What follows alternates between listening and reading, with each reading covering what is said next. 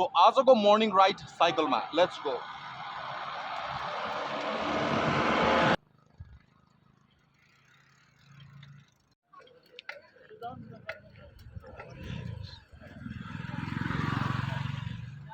So यो चाहिँ रहेको छ कर्स्योङ पदमार्ग। यहाँबाट चाहिँ तपाईँको ट्रेक सुरु हुन्छ र माथि गुगल पोइन्ट रहेको छ र यसको छेउमा this is very beautiful house. एकदमै बाटो रोड साइडमा राम्रो तरिकाले एकदम सामान्य खर्चमा एकदम ब्युटिफुल लुक्स आउने गरिको यो घर बनाइएको छ।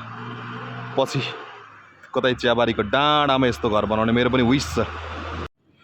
सो 10-15 मिनट हिँड्दै थाकिने अवस्था भएको छ एक्सर्साइज कम भएर। 10-15 मिनटको राइड पछाडि एकदम यहाँ आइपुगेको छु। एकदम राम्रो ठाउँ हेर्नुहोस्, पर पछाडि हाम्रो होम टाउन देखिन्छ।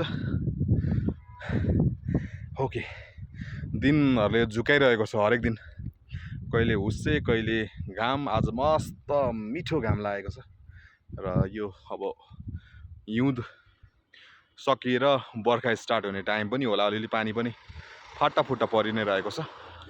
सो आफ्नो दिनहरूलाई इन्जोय गर्नु होला।